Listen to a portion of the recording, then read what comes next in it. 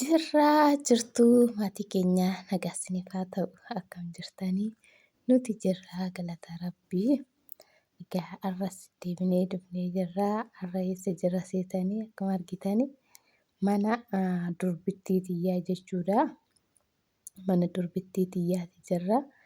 Garuu kanaa miti jechuudha. Manni ishii kana kana mana durbittii xiyyaa kana jechuudha. Kuni kan duraa balballi diimaa sun immoo ishiinis kanuma fira keenyaati jechuudha. Ala jira abbaan mana sanii. Kan tanammoo tuni durbittii xiyyaa har'a ishii bira qeetanii keessa isiniif waraabuudhaaf mijatu. Namatu jira waa hojiitu jira jechuudha. Hojii waa hojjechaa jiranii.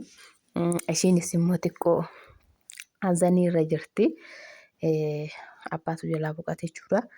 Innaa manni ishii akka jiru argitanii dhugaa biyya Suudii hojjettee amma isaanuma ammoo Dubaay hojjettee mana kana hojjetattee milkooftee akkatti miidhagumee ilaala akkatti bareedu.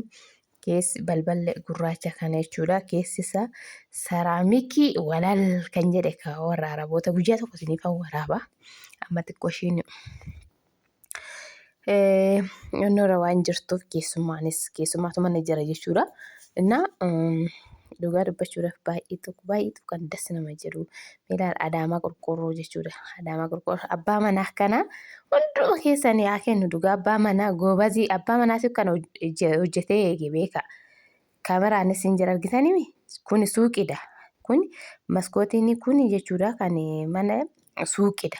Suuqiidha kennu kan bishaan taankariinis kan irra taa'u mul'ata argitanii gubbaarraan bakka daaman irratti ol baay'isan jechuudha.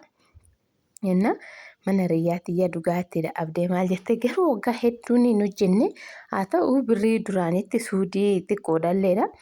Innaa kana ijaarratti garuu kana bichaa miti mana biraa amma kan makkanaa ijaarsisaa jirti immoo jechuudha. Maaliif abbaan manaa goobazii hin hojjetaa ishiinis hin hojjetti.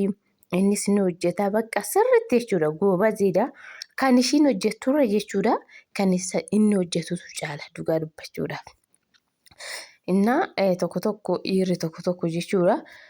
Yoo dubartoonni itti ergan birrii balleessan baay'een isaanii.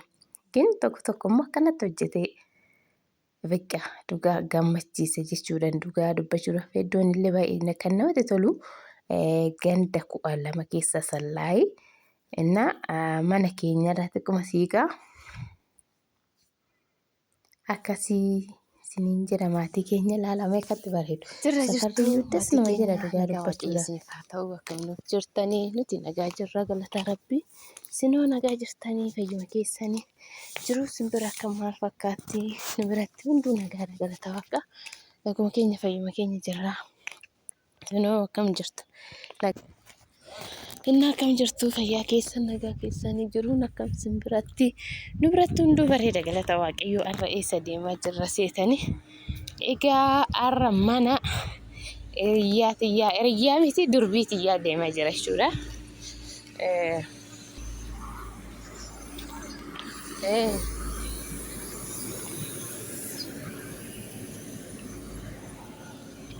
Mana durbii xiyyaati kun asii gadi mana mul'achaa jiru san argitanii. Mana Adaamaa qorqorroo mul'achaa jiru san achi jechuudha. Kan deemaa jiru inni akkasii isinuu akkam nagaadha.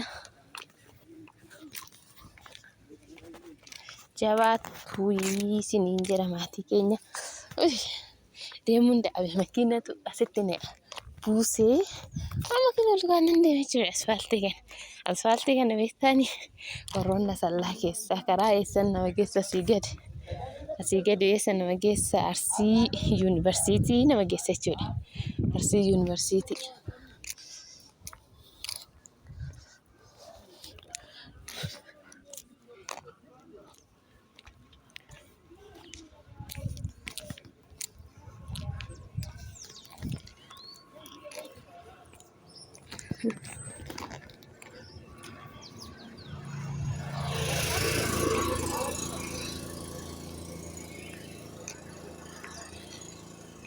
Innaa Arsii yuunivarsiitii deemaa jirra.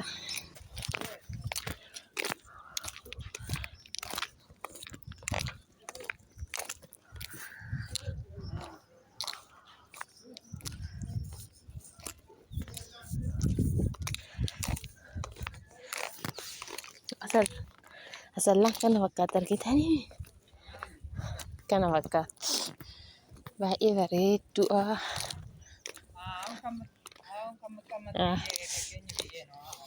Nini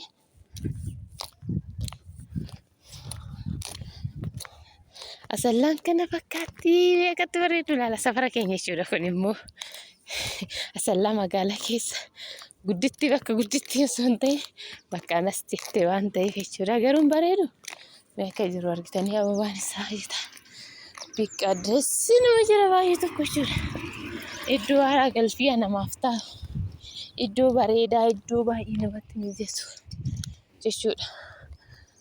Naa kottaa ollaa kiyya taasiniin jechuu barbaadetanii.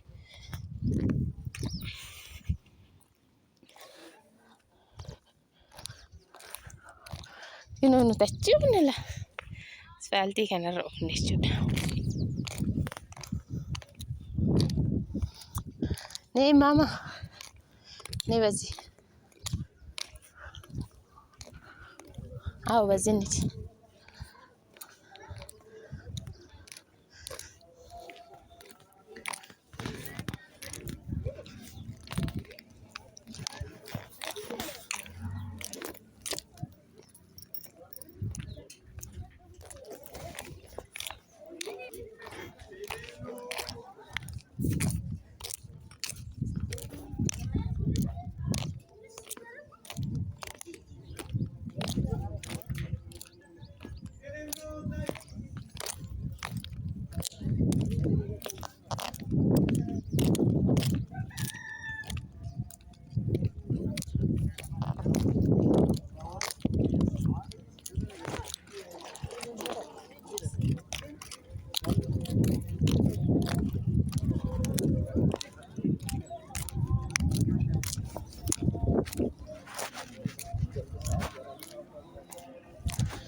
Amma gabaa